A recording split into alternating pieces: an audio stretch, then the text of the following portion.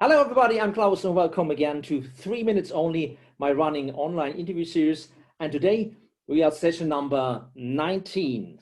My guest today is a musician from UK. He's playing the guitar and is the founding member of a band which started in 1978. So please welcome ROBB WEIR from legendary UK band TYGERS of Pan Tang. Good afternoon, Rob. How are you doing?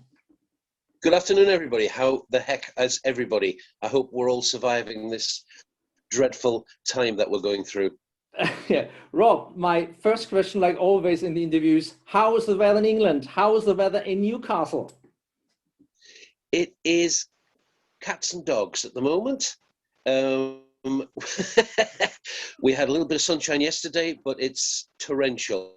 My wife and I were across the fields this morning with our two dogs and came in wetter than Niagara Falls, the bottom of Niagara Falls. It's just tipping it down. But of course, it's typical British weather. It's the cricket season. It's Wimbledon. We wouldn't expect anything else, really. Okay, today in northern Bavaria we have another very nice and warm summer day. So we are the lucky ones. I'm not listening. I'm not listening. Thank you. Rob, 3 minutes only, we have not much time. So please, let's start with our few questions.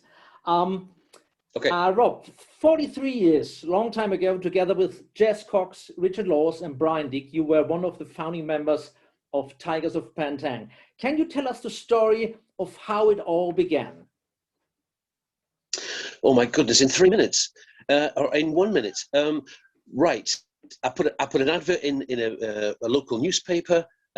Rocky, Richard Laws answered it. I put it in for a bass player. He answered it. He said, I'm at college in Newcastle. On my courses, a lad who plays drums. Shall I bring him along? And I said, absolutely. So the three of us met, we jammed. The magic started to happen. I said, listen, I've got apart from playing AC/DC Motorhead, Ted Nugent songs, I've got some songs that I've written. Do you want to listen? Do you want to try these? And they said, yeah, absolutely. And we started, and I think one of the first songs we played was "Slave to Freedom," and about all that kind of stuff. And the rest that's a very short potted history of the band, and the rest, developed along the way, as they say. Okay. The TYGERS were one of the pioneers of the new wave of British heavy metal. Is there still... Again? Yeah, I'm saying sorry. We were one of the big four, if you like. So when Jeff Barton created this saying, "New Wave of British Heavy Metal," in his newspaper article in 79, maybe 78. I can't remember when it was.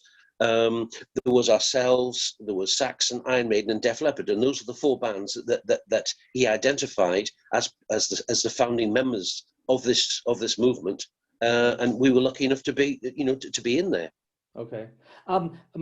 Question: is there still, let's say, a band scene in England for that style of metal music? Maybe a lot of newcomers for this new wave of British heavy metal.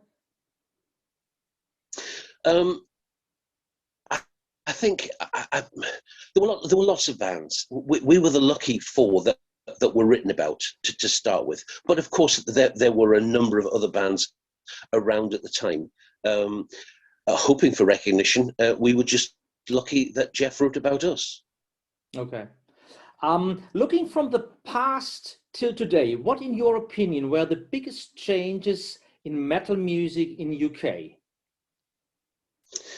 The biggest change is technology, I guess, really. I think that's played a big part in things. When we started out, we recorded our first 4 albums on 2-inch tape, and you did the song. You had to know the song inside out, and you recorded it in one take. You could drop in if you made a mistake, but most producers tended to want you to play the song, you know, in one continuous movement, as it were. Whereas today, crikey, to own a recording studio, as long as you've got a computer and some software, you've got a recording studio. It's as simple as that. And you can record a piece of music and cut it and paste it and put it in, you know, I don't really understand all this kind of stuff. I'm a bit old-fashioned, but, you know, there are some bands that are in fact going back to recording the old-fashioned way on tape. But, you know, to try and capture that yesterday sound. Whether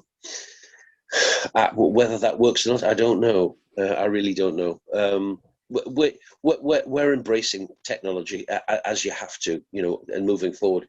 And I think probably that's the biggest, or one of the biggest things that has moved, you know, along with bands. Songwriting, playing guitar, plugging into a Marshall amplifier is still the same.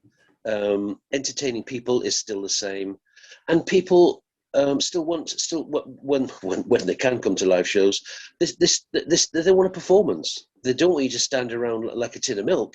You know, they want you to entertain them, as indeed I would if I was in the audience. I wouldn't want to go and see, you know, one of my favorite bands or whatever, them just standing looking at their shoelaces. Why would you want to do that?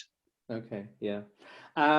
Rob, the Tigers are more and more a mix of English and Italian musicians. Beneath singer Jack Melly, the latest addition was Francesco Marras on the guitar. How did you find Francesco as a new band member? You ring him up and say, "Hi, here's Rob, I need a new guitarist"? No, well, nearly. I ring him up every other day, that's for sure. But we advertised. We advertised again using technology. We used the internet and advertised for a new guitar player. And of course, with lockdown last year, we just said, "Could you record Hellbound and Don't Stop By?" You know, along with. Just sit down and record along with the record, but if you can make your guitar just a little bit louder, and so as we can hear you playing, and send it, you know, send it to us, which well, obviously send it to our management, and we had from all over the world, from Brazil, from America, you know, from Australia, everywhere, and Francesco was, you know. Stood out, just like back in the day, John Sykes stood out. Francesco is a tremendously talented musician. He has recorded and produced records. So we're very lucky to have him. It would be nice to meet him. We've tried on several occasions, but countries have got into red and got into amber, and you can't leave your country, and you must have an injection. And so every time we've tried to meet him, because he only lives over the channel. He just lives in the northern western corner of Germany, half an hour from the Dutch border. But we were supposed to play a festival called Stone Dead in the UK at the end of August, and we got a phone call last Saturday saying, could we play it next year, because of it, you know. We are now classed as an international band because we have 2 Italians, and that in itself brings, you know, its own interesting dilemmas, shall we say? Okay, Rob, I guess you are a big football fan, and the European Football Championship is running, and England has reached the semi-finals. Congrats! So tomorrow, the match between England and Denmark. What is your very personal score for tomorrow?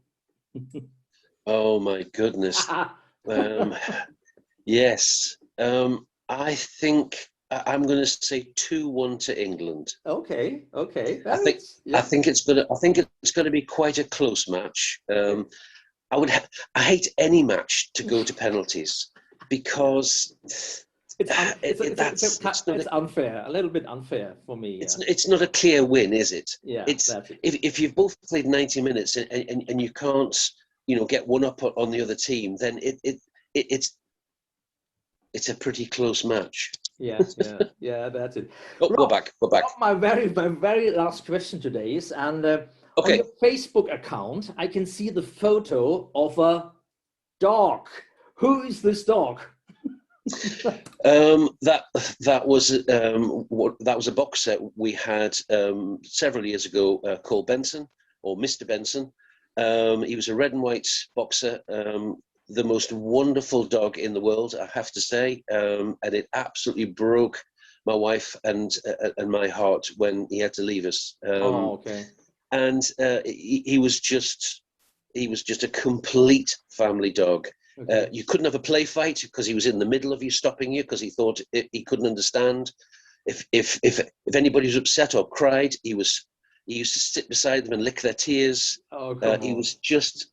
He used to about once every month maybe, he would look at my wife and he would bark at her, and she would get up, go to the fridge and get him a small can of lager and pour it in a dish. And he would have a can of lager and then go to sleep. Oh, come on.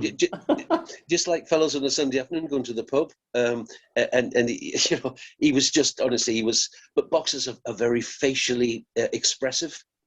And he was every bit of that, every bit of that. So that's